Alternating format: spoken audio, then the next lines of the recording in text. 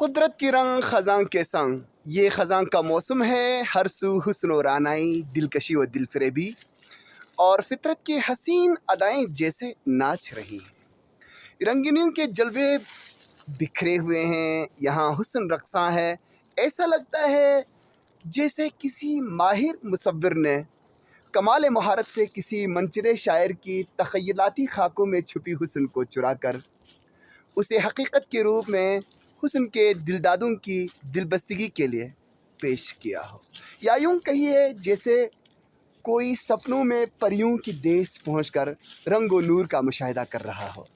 جی ناظرین، یہ کوئی پرستان نہیں، یہ عرض بلتستان ہے۔ زرد و نارنجی رنگوں کے پتے زمین پر گر گر کر ایسا گماں ہوتا ہے گویا قدرت نے یہاں زعفرانی فرش بچھایا ہو۔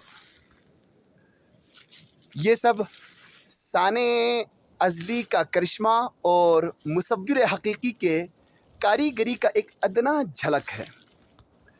پتجھڑ کے رت کی ان قاتل اداؤں، مخمور لمحوں اور مسحور رنگوں کو دیکھ کر میرے تصوراتی دریچوں میں ایک نشیلی زمزمہ اور تخیل کے جھروکوں میں شاعرانہ ہوا کے جھونکا چل کر مجھے اشعار گوئی کی دعوت دے رہی ہے۔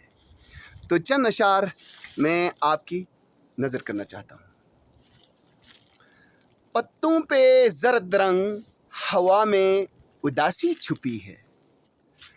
پتوں پہ زرد رنگ، ہوا میں اداسی چھپی ہے، شاخوں پہ جیسے وقت کی خاموشی بسی ہے۔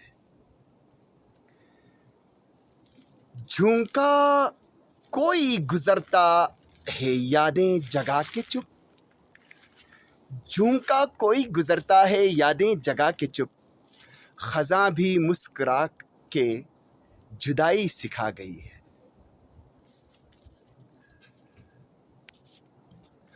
خزاں سے میں نے پوچھا جب حال فرقت کا، خزاں سے میں نے پوچھا جب حال فرقت کا، تو پتے گر گر کے جدائی کا درد سنا ڈالا۔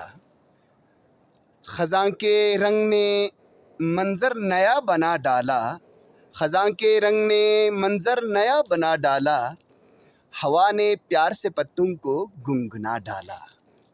یہ وقت خواب سا لگتا ہے دل نشیں اتنا، یہ وقت خواب سا لگتا ہے دل نشیں اتنا، کہ خود خزاں نے بھی آسی کو گنگنا ڈالا۔